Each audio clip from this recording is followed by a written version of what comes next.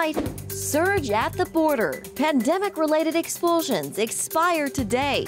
Testing the breaking point of U.S. immigration policies. The lifting of the Title 42 public health order does not mean our border is open. Plus, a word from Oval Office experience. If they don't give you massive cuts, you're going to have to do a default. The former president weighing in on the debt limit debate. And the underdog. I have been underestimated in everything I've ever done. And it's a blessing, because it makes me scrappy. Nikki Haley's exclusive interview with CBN News. All this and more tonight on Faith Nation.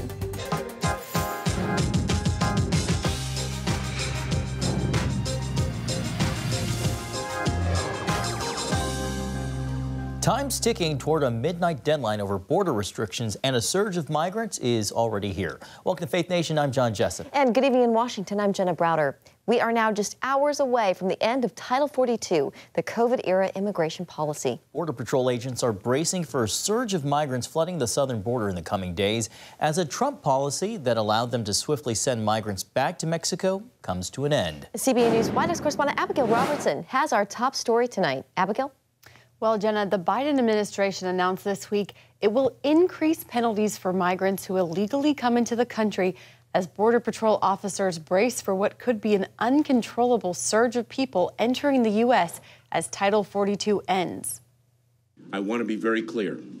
Our borders are not open. Thousands of migrants line the southern border, preparing to cross. Homeland Security Secretary Alejandro Mayorkas says the U.S. is sending additional personnel to help Border Patrol this week, including 1,500 from the Department of Defense. His message to those planning to come to the U.S. is this. Smugglers care only about profits, not people. Do not risk your life and your life savings only to be removed from the United States if and when you arrive here. Even President Biden acknowledged there are rough days ahead. It's going to be chaotic for a while. For Border Patrol agents, years of rough days and chaos are starting to take a toll. I haven't met one Border Patrol agent who is confident with how the government is planning to end Title 42. Tens of thousands of people are waiting in different Mexican cities across the border, waiting to cross. Texas-based Washington Examiner reporter Anna Giaratelli tells CBN News she's concerned with the spike in suicides among agents, with 36 taking their own lives in the last 3 years. They feel very different, and you pick up on that, and there's almost like they're dragging their feet. They don't want to be there anymore. And it's federal law enforcement. You can't just quit. Giaratelli reports there are less than 19,000 Border Patrol agents nationwide, although the congressionally mandated number is 19,555. You know, frankly, what I'm hearing from Border Patrol agents is they're past expecting any change. They're past expecting, they don't expect help. I think they're really downtrodden. White House Press Secretary Karine Jean-Pierre claims President Biden is doing everything he can to assist Border Patrol agents right now, while also putting responsibility on Congress to act to fix our broken immigration system. Jenna?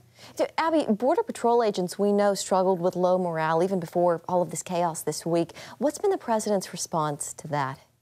Well, I asked the White House press secretary about this today, and she really, she said that they're doing everything they can. They're sending the surge of personnel for this week in particular, as they're expecting just a surge at the border. And when I asked her about it, here's what she said. What is President Biden doing to show America's frontline police that he hears them and that he cares about the unprecedented issues they're facing? Our hearts go out to those families of those law enforcement members who, as you just stated, took their lives. So look, Secretary Mayorkas spoke to this. He actually lifted up the CBP and said the work that they're doing is truly tremendous. This is why the president has taken this so seriously, making sure that we have troops that go down to the border so that they can give some relief to the CBP. But 36 officers taking their own lives in 3 years is a just horrifically high number. So we should definitely keep them in their prayers as they prepare for what's to come in the next 24 hours. Yeah. All right, absolutely. Abigail Robertson, CBN White House correspondent, thank you.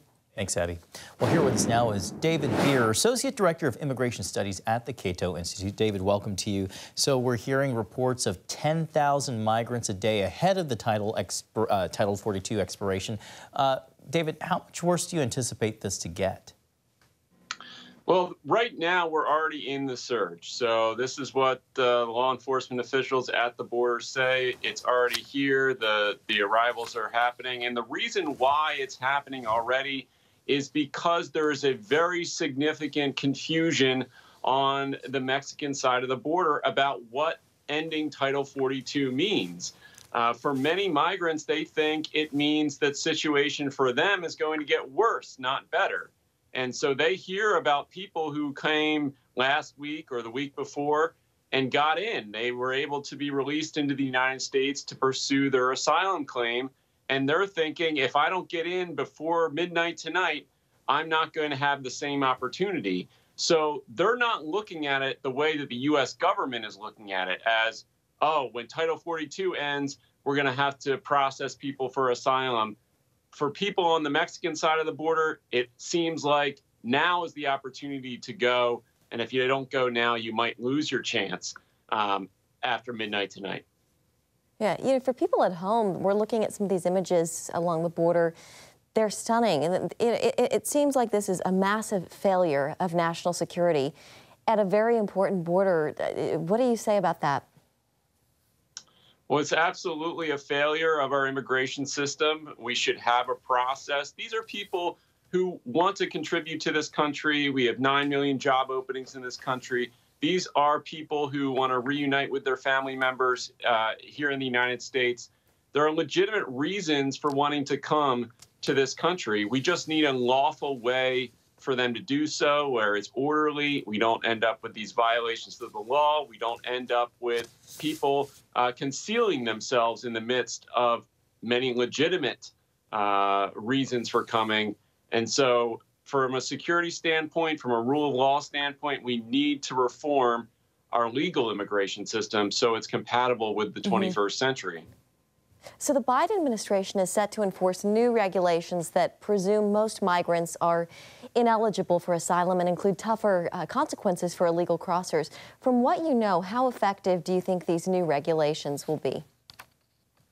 Relatively ineffective. I think that at the end of the day, the reason why most people are being released right now under Title 42, they can expel anyone who crosses the border, and they are trying. Believe me, they are deporting more people to Mexico and other countries than at any point under the Trump administration in absolute numbers. But because so many more people are coming right now, they don't have the capacity to process them. They don't have enough planes, buses, and trains to get them back where they came from or from Mexico. And so that's the fundamental problem is logistics, not the policy on the books. And so they're going to have as many problems or more problems with logistics under this new rule as they do currently under Title 42. Well, we will continue to follow it, and we'd love to have you back on sometime. David Beer with the Cato Institute. Thank you. Thanks, David. Well, former President Donald Trump's cable news town hall last night has developed a number of headlines, as you would expect, not the least of which includes his thoughts on the debt ceiling debate. I say to the Republicans out there, congressmen, senators, if they don't give you massive cuts, you're going to have to do a default. And I don't believe they're going to do a default because I think the Democrats will absolutely cave because you don't want to have that happen. But it's better than what we're doing right now. The national debt stands at more than $31 trillion and counting. An economist warned the United States could default on its own obligations to pay that debt as early as 3 weeks from now. And for more on this, let's bring in Mark Hamrick, Washington Bureau Chief and Senior Economic Analyst at Bankrate. Mark, good to see you as always. So let's start with former President Trump's comments last night. Do you think Democrats are willing to have a default while their party holds the White House, or will we see them make some concessions here? I think elected officials in leadership have all expressed across both parties that a default is not a viable option. And I think the former president making that statement obviously stands in direct opposition to the stances of both parties. And it's widely understood that a default would be catastrophic for the U.S. economy and really serve an immediate downgrade in the condition of the economy for all workers, families, and businesses. Mark, the latest consumer price report for last month shows inflation persisting, with prices increasing 0.4% from March to April, but down slightly from March's year-over-year increase. Are these hopeful signs? I think that's a good way to put it, John. It's looking better, but it's not looking good just yet. And so the year-over-year increase in the consumer price index, which tells us, of course, what's going on at the retail level, the experience of consumers, it's down significantly from the peak of 9.1%, but still up 4.9% over the past year. And remember, the Federal Reserve's target for inflation is 2%. So we're in the process of getting there. We just are not there yet, and it may take some more time. Yeah, out today, new jobless claims, Mark, hitting 264,000 last week. That's the highest level we've seen since 2021. But could that actually be good news in terms of a cooling economy? Federal Reserve Chairman Jerome Powell, Jenna, has said that, he's basically uncomfortable with the mismatch of supply and demand of labor in this country. Not that he believes that that is a source of all the inflation that we've been experiencing, but just that it causes essentially problems for the economy and does raise some risks. So we now have fewer job openings. In fact, the earlier segment that was mentioned, but they are still well elevated from the pre-pandemic situation. And so we're still relatively low with the number of people who are filing new claims for unemployment benefits, but as you said, the highest since October of 2021. And the outlook for the U.S. economy, minus something catastrophic like a default, is that the risks of a recession are elevated, but we don't necessarily see the, let's say, the forensic signs of a recession immediately in front of us, but one could develop this year, and you'd expect the jobless rate to rise there as well. All right, Mark Hamrick with Bankrate, thank you so much for being with us tonight. Thank you, John and Jenna. Coming up, a deadly epidemic on the rise. Why more kids are being killed by opioids.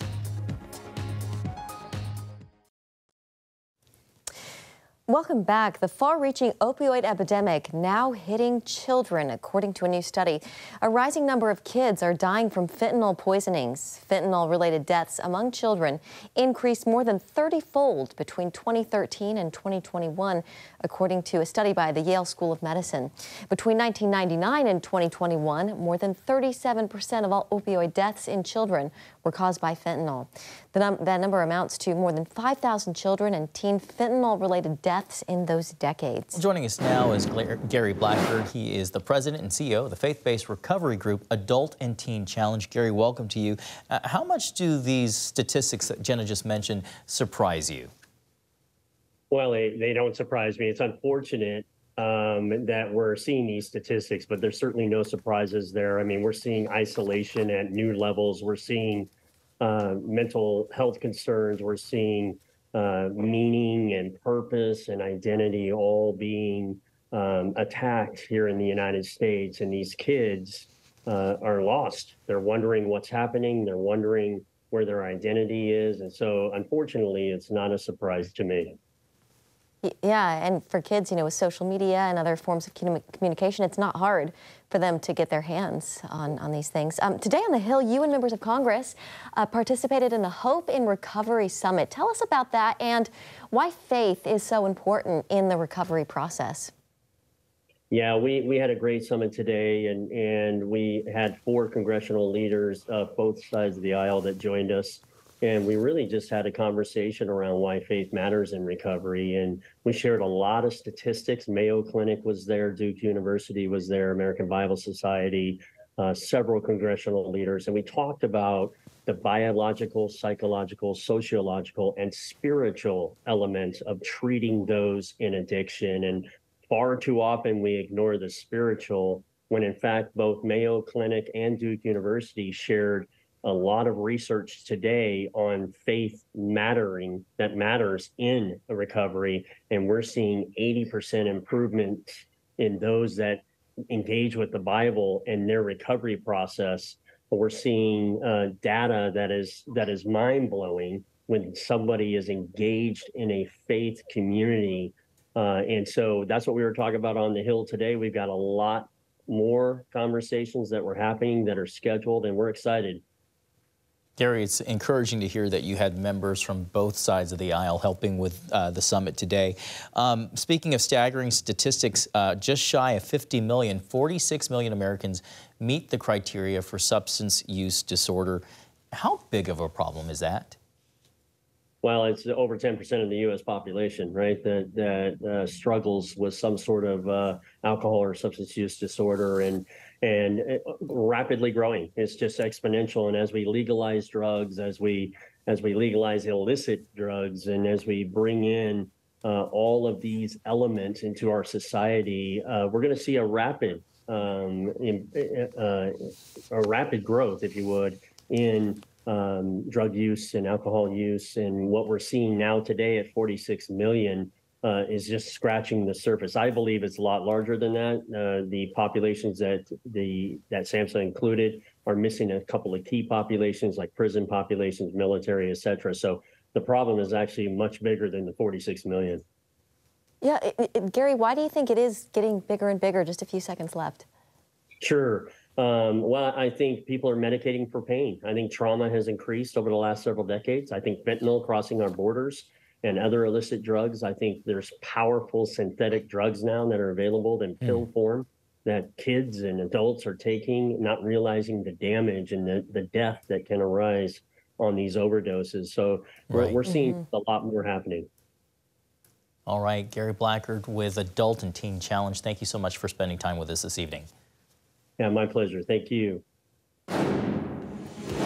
From governor to ambassador to presidential hopeful, why Nikki Haley says you should never underestimate the underdog.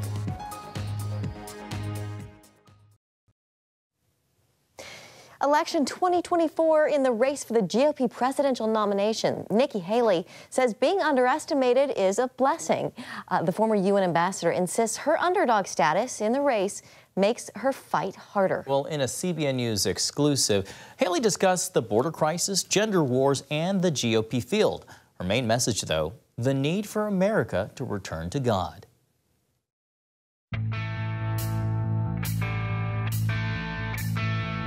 Perhaps more than any other candidate so far, Nikki Haley is actively engaging with the evangelical community.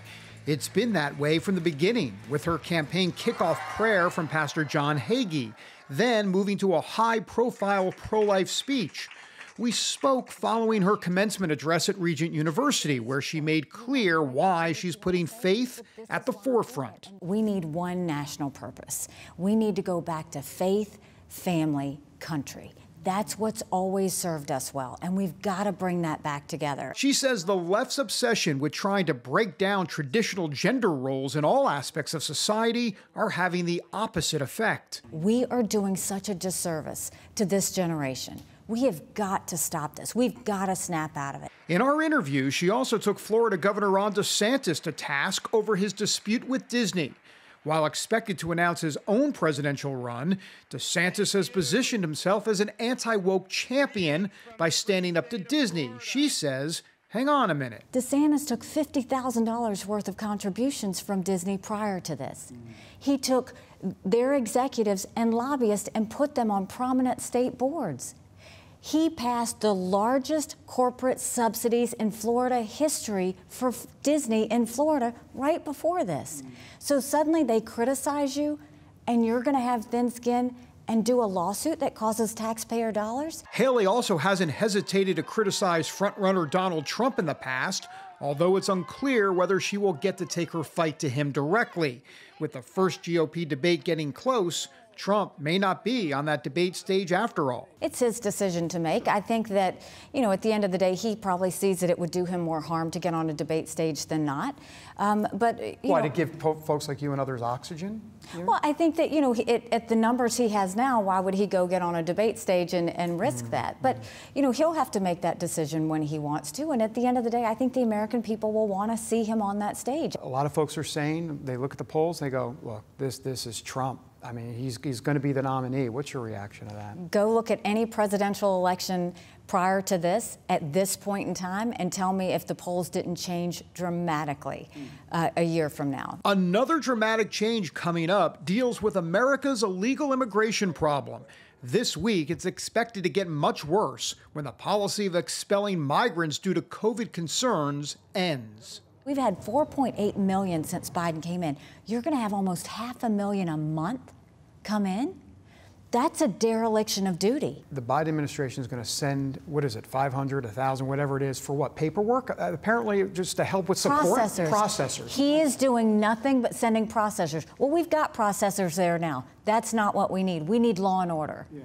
We've had enough processors up until now. Haley hopes voters will see her tough-as-nails approach, and in turn, she'll move up in the polls. I have been underestimated in everything I've ever done, and it's a blessing, because it makes me scrappy. David Brody, CBN News, Washington. Still ahead, good, clean fun. The unique day job of a middle school chess coach. Next.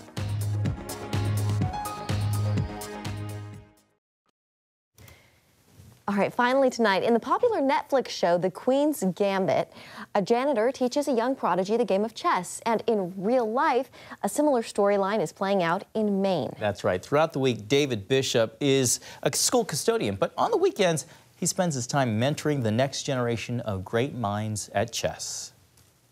I watched The Queen's Gambit on Netflix, and I thought it was really cool how Mr. Bishop had a relationship, he was very similar to the janitor who taught that girl to play.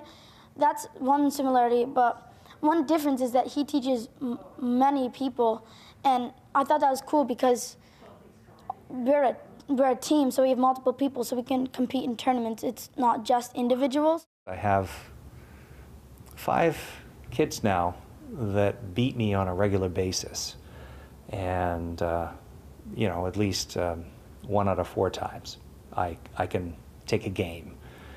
But it's a good feeling to see them stronger. Bishop's tutelage seems to be paying off. Both the elementary and middle school teams he coaches won Maine State Chess Tournament. The middle school team went on to come in 8th out of 52 at Nationals. Wow, Congratulations. I love that. All right, have night. a great night.